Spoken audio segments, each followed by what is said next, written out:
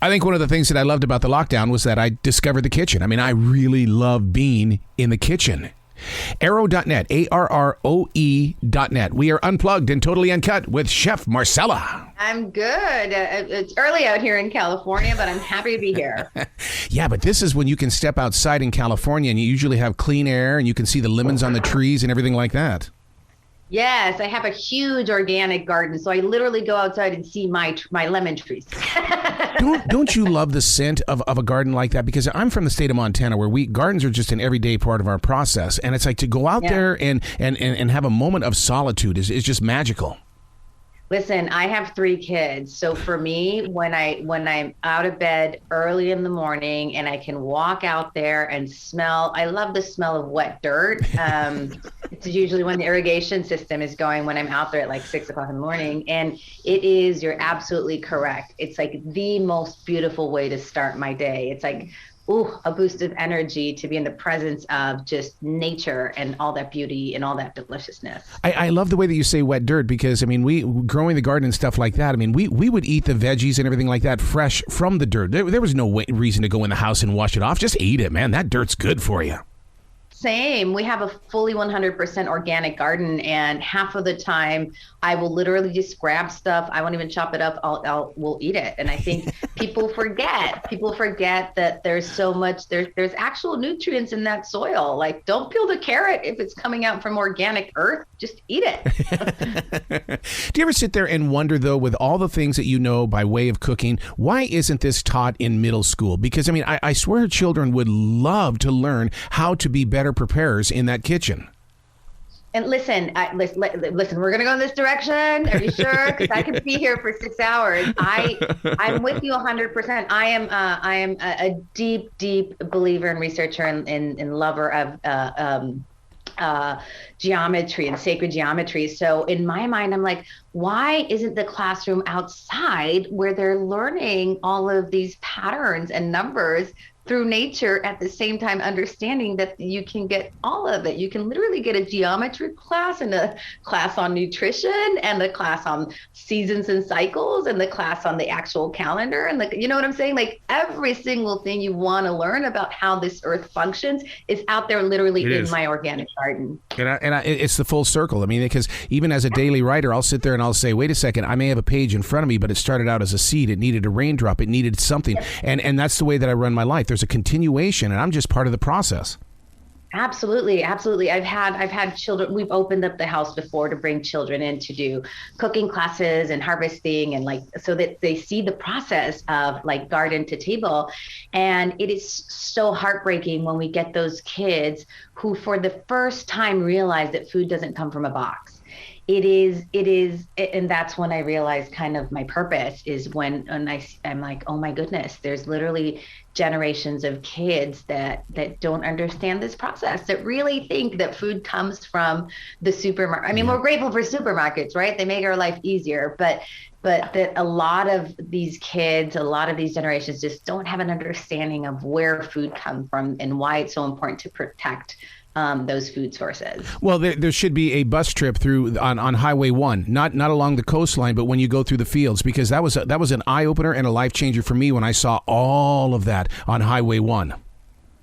Yeah, I think, like I said, it's just about exposure and making sure, in this very connected world, that we take advantage of being very connected and trying to expose and trying to share as much as we can about these processes. I know I do it on my social media. Like, that's my little, that's my little grain of sand is to get, and that's really kind of the focus, honestly, of this book, to kind of remind people of kind of back to basics. It's not that complicated. You just need a few good ingredients. You just need to understand, seasons. Try to head out to your farmer's market if it's available. And it's just about getting people kind of back to basics and not as dependent on all of these things that are so highly processed. So do you feel like that you're giving away the family recipes, though, in this? I mean, you go into some real authentic food here. No, not at all. But I totally get what you're saying. There's 2 kinds of people in this world. I have always said, like, people that share their recipes and people that don't. Yeah.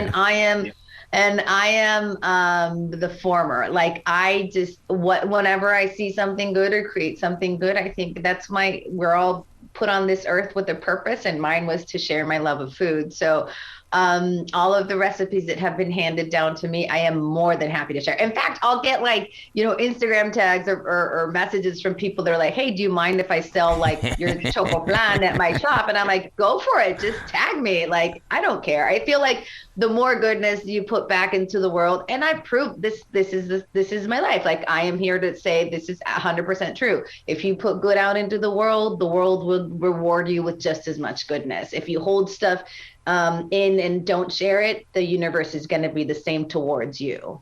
I love the way that you're using cauliflower, because so many people just go, ooh, cauliflower. But when you use it as a tool, because I mean, I'll have, instead of having, when I do like salsa and chips, it's cauliflower chips is what I'll do. You're doing it with spaghetti.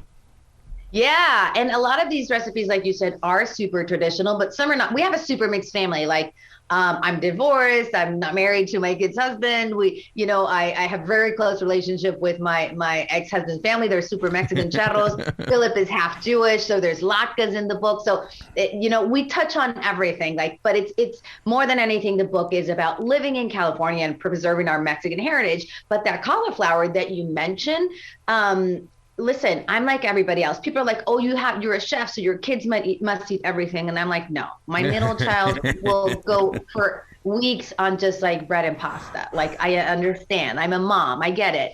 And this was one of the recipes where I figured out how to sneak in a whole bunch of cauliflower into a beautiful kind of bechamel sauce to coat spaghetti.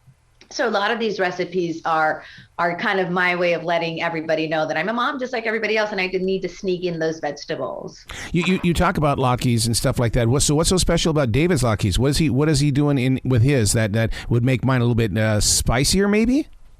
No, well, I do suggest, I believe, a chipotle crema to serve with them. Really? But they're made with a combination of sweet potato and russet potato. So you're getting a slightly healthier carb in the sweet potato.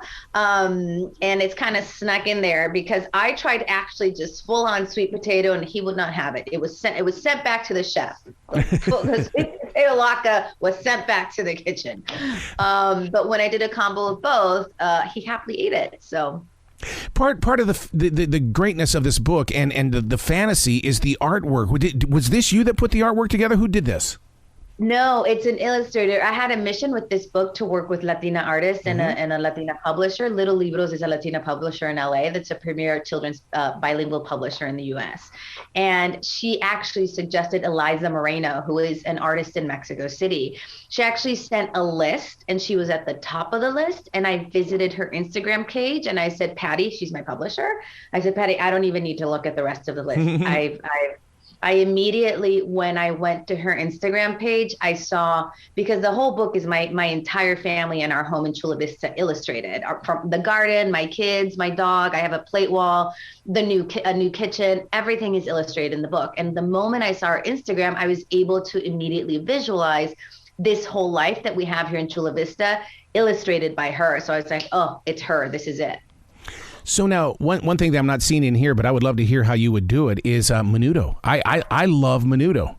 Yeah, I actually do have a recipe for it. I think it's highlights, and it's all about, when I was in Mexico, getting menudo and getting that pork belly and all of the ingredients that you need, or the tripe, you really had to. I remember, like, literally in my house, they would listen. I'm not suggesting to try this at home, but they would clean the innards of the pork with actual Clorox, with like chlorine. Oh, wow. I'm not kidding. Yes. And this is common practice in Mexico. I'm not suggesting this. Do not do this. But what's amazing is that now you can find all of these ingredients ready to roll. Like, even back in the day when I started culinary school, none of this stuff was available to me. Like, thank goodness I was in Tijuana, so I could get everything. But on the US side of the border, when I had stuff to do here for work or whatever, it was so hard because a lot of that stuff I couldn't bring with me through the international border. There's restrictions of what you can bring across the border. So I was like, I can't bring this or that with me. But now there's so many, like the Northgate Market, you can find everything. Like, you literally have to walk up to the deli. That's what's amazing about living in California, and be like, I'm making menudo, and they'll give you your little bag. Like, literally, you don't even have to think about it. It's like being in Tijuana for me, being in the markets in San Diego. So it makes life a lot easier. morning after being up all night. That's right. That's right. Is actually what it was. So if you went to like a wedding and it was a good wedding, after dinner, a few hours later, you would get the menudo for breakfast. At like, weddings are on Saturday nights. So sometime around 6, 7 a.m., you would get the menudo so that you could recharge and continue dancing on the dance floor. So, and that's just how it was. Absolutely. So now the arroz con leche, I mean, this is milk, right? Arroz con leche, yeah. It's basically a rice pudding. Ooh. It's a very simple rice pudding. That's actually one of the favorites. Arroz con leche is basically soaked rice with cinnamon and spices and made super sweet in the pudding, and a really yummy, traditional, straightforward dessert that the kids can really, really help you make out. And that's the purpose of the book. I say, because people are like, is this for kids cooking? I'm like, no, this is for families cooking. Because if it's for kids cooking, you're literally like, you know, grabbing a piece of bread, flattening it out, putting a banana on it and rolling it up. Like, no, this is actual food for the actual family for you to put on the table. But the goal of these recipes is that they're palatable to the entire family. They're not kiddie food, and they're not super spicy, complex adult food from a restaurant. It's like that happy medium where the kids love it and will eat it. It's not complicated. It's traditional, but the parents have the option of adding a little more salsa, a little more habanero, some more garnishes if they want, but you get those base recipes like the arroz con leche that everybody in the family will love. Well, your mantra is the heart is our kitchen. I mean, to go from there, that right there in itself says family as well as personal growth. Yeah. And I think that's kind of, and I've always said food is my vehicle, but the honest goal has always been to kind of remind people what the Mexican culture brings to this country. And that's everything is so centered on family. Everything is just so centered on family. And cooking is such a great way to kind of peek into that window and see how, you know, if you go to a Latino's home and talk about recipes, it's always going to be about la abuela, the grandmother, the mother, the grandfather. It's always going to be about tradition.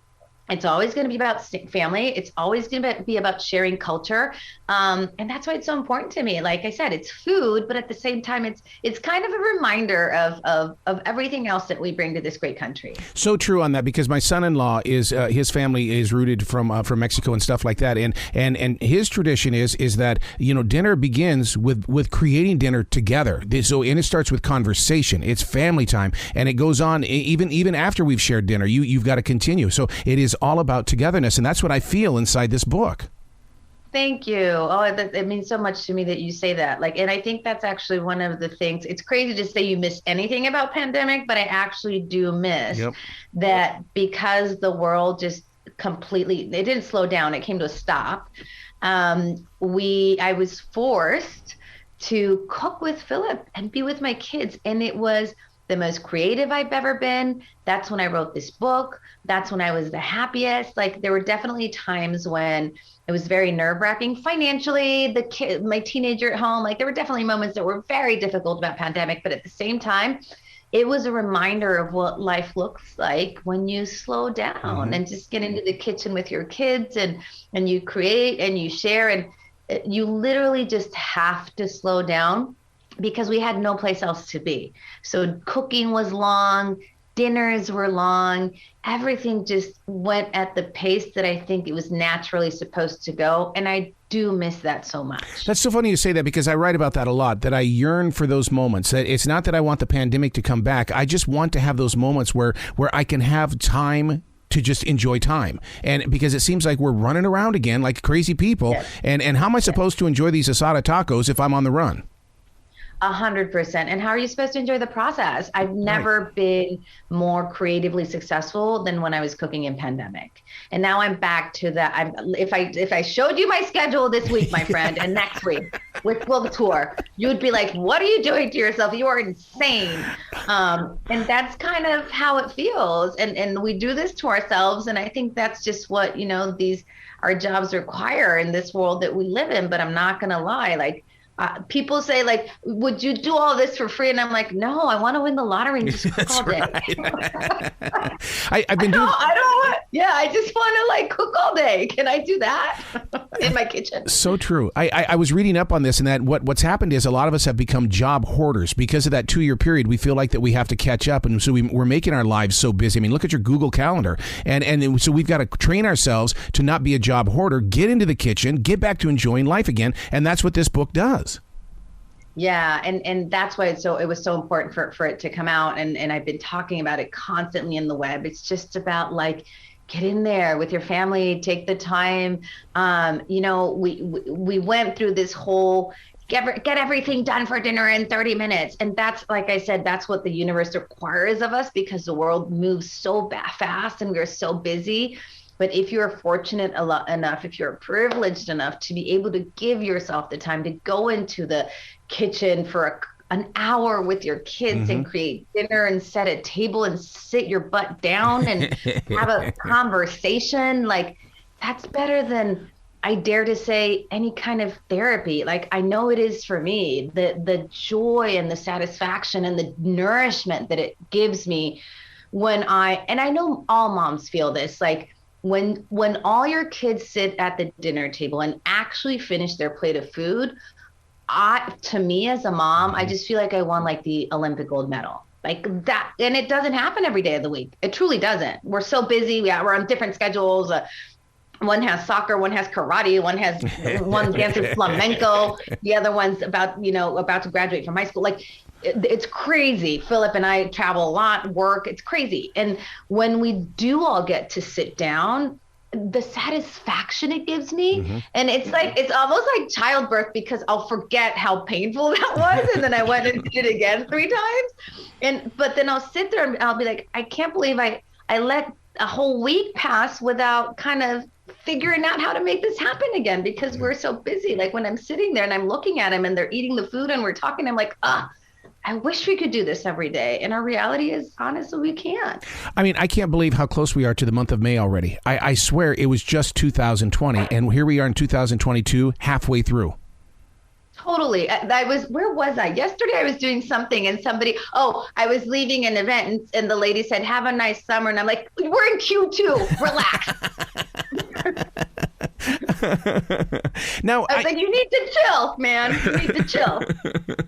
How much does the air fryer play into any of this? Because I mean, does that take away from the authenticity of the quality flavor?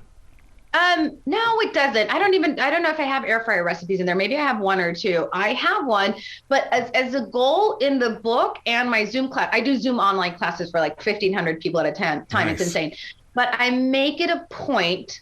And I actually just remodeled my kitchen and everybody was like, did you get all the gadgets? And I'm like, no, because I'm a teacher. And as a teacher, how would you feel if I was cooking and I bring out this state-of-the-art machinery that you don't have at home? So my goal and purpose has always been to, even though I have, obviously this is my job, so I have more experience with ingredients and processes or whatever, but my goal has always been to cook like you. I have a normal kitchen with normal equipment. When people tell me, what's your favorite piece of equipment in the kitchen, and I'm like, a 10-inch chef knife. Like I don't do gadgets. I'm super picky about kitchen real estate. Those countertops are like, unless you are the next gift from like coming of the savior, you know what I'm saying? Like you're not coming in my kitchen. Like boards and knives, that's all that you'll find in there. So I did have a very deep, intense air fryer phase. So there might be a couple recipes in there, but no, there's no issue. I mean, I understand the need to create sometimes healthier versions of some of our traditional recipes, but I'm glad you brought that up because this book is also a reminder that home-cooked real Mexican food is actually super healthy. Yeah. There's a couple things that are definitely fried, like flautas, taquitos, and every once in a while, that's fine. I have no issues with my kids eating fried taquitos with, cooked, beautiful, organic chicken and shredded lettuce and tomatoes and chiles that are packed with antioxidants. Like, I'm cool with them eating that fried flauta, maybe a couple times a week. But true Mexican food, especially where I came from Tijuana, from the Baja area, it's like super fresh. It's ocean to table. It's fresh ingredients. A lot of it is from the earth. A lot of it, like I said, from the ocean. So if you stick to tradition, you actually get healthy food. But I understand that the air fryer, for some people that are like, oh, I just really want to have, like I said, those flautas, but I don't want to fry them, use the air fryer. I love it. You got to come back to the show anytime in the future. The door is always going to be open for you. Thank you, my friend. It was such a pleasure. I love talking about, even if it was very briefly, about sacred geometry with you. I love it. Be brilliant today, okay? Thank you. You too, my friend.